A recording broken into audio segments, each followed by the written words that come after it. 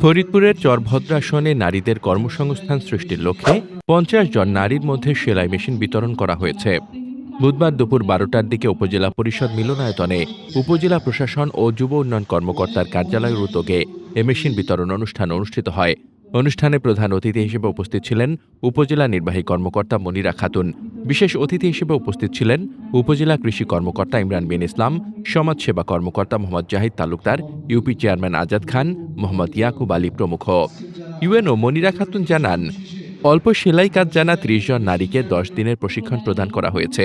পাশাপাশি যারা কাজ জানেন কিন্তু সেলাই মেশিনের অভাবে কর্মসংস্থানে যুক্ত হতে পারছিলেন না, এমন আরও ২০ জন নারীকে মেশিন দেওয়া হয়েছে।